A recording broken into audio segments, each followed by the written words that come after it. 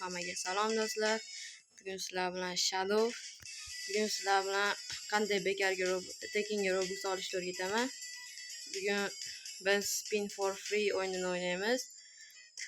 Unga kirib bemalol o'ynasanglar bo'ladi. Robux ishlasanglar bo'ladi. Bu yerdan mana bu yerda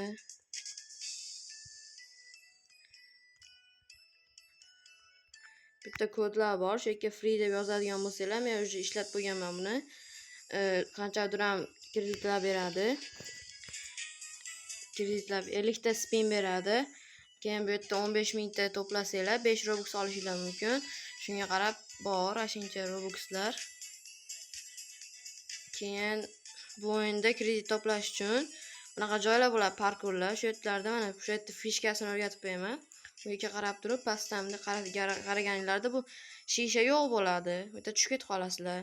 Bu yoqqa o'tib turib, bu yerga qaraganinglarda mana bo'ladigan bo'lsa, ekraninglar o'zingizlarga qaytadigan bo'lsa, bu to'g'ri bo'ladi. Agar bunday bo'lmaydigan bo'lsa, mana bunday bo'lmaydigan bo'lsa, mana bunda bo'lmayapti. Yo bu yoqqa sakraveradigan bo'lsanglar, o'lib ketasizlar, tushib ketasizlar.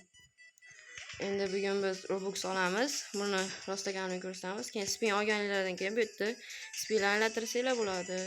1K gacha bo'ladi birdan. Va shu yerdan aylantirasizlar. Omadingizga qarab tushadi. Kreditlar. Menga hozir 10 ta kredit tushdi. Endi bu yerdan Robux olamiz.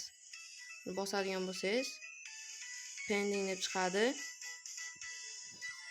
Bo'ldi. Mana bu yerda chiqdi. 5 Robux ishlab oldi. Endi o'yindan chiqamiz va ko'ramiz. 5 Robux kelgan, bitta refresh qilib olamiz va menimcha buni 6 kundan keyin bersa kerak. Pendingda deb turibdi. Mana menga bitta Robux tashashgan. So'rasanglar bo'ladi bu akadan. Nomi Eroma pastiqcha 10k. Shuni so'rasanglar Robux tashab beradi. Endi 6 kundan keyin yana video chiqaraman. Bu haqiqiy emasligini 6 kundan keyin berishim mumkin. Ko'ramiz.